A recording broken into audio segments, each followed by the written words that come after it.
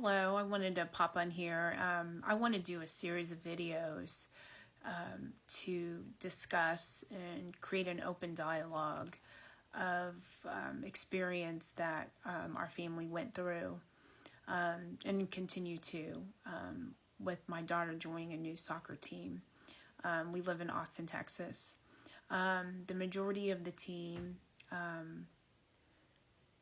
had previously been together with the same coach and most of the same players. And Genevieve's training was going well. And we got to her first scrimmage.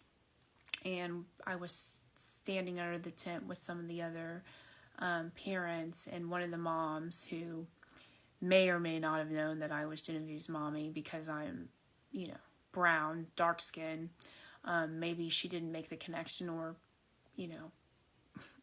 potentially she didn't care. But in any case, she made it clear that my daughter wasn't welcome on the team. And at the time, probably like a lot of black moms, I didn't want to make a scene. I didn't want to address it. I always think or thought until now, because it's so negatively impacted us, that to keep my head down and not to draw attention to it, because it'd be in Genevieve's best interest to just kind of go along to get along. But some things kept happening throughout the season, and that's what I want to talk about.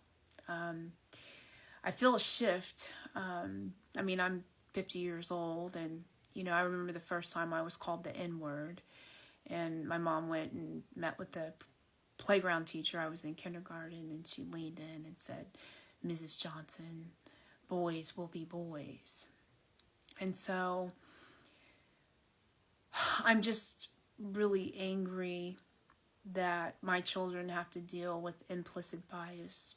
They have to deal with things that happen to them, and parents who say the quiet parts out loud, who have no empathy and understanding of what it would be like to be a 13-year-old girl on a brand new team.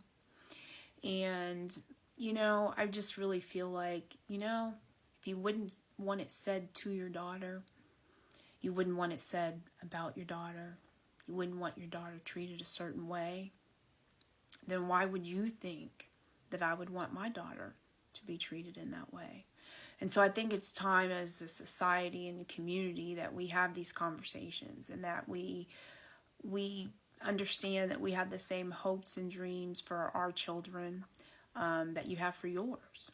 And yeah, my daughter is competing against your daughter for a position, but let it happen on the field of play, and let all the side chatter and the negativity just stay in your head, stay in your brain, because I wouldn't think that you would think that would be appropriate. And so I think that when we have situations like this, because my children are constantly existing in a space where they're the one of one, the only black one on the team, the only black one in the club, the only black one in the classroom, that there needs to be empathy, and there needs to be a sense of awareness of what that feels like, and this familiarity of adults, saying the quiet parts out loud is, it needs to stop. And I think that hopefully by creating an open dialogue, parents and people in the community can look at it from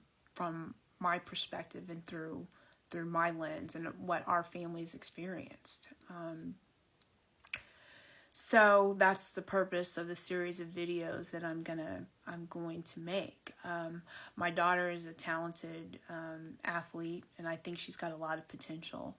And so as a parent, you say, well, you do your part, you work hard, you get good grades, you're a good person. And then there's the parts of life that are too heavy, that they shouldn't have to deal with.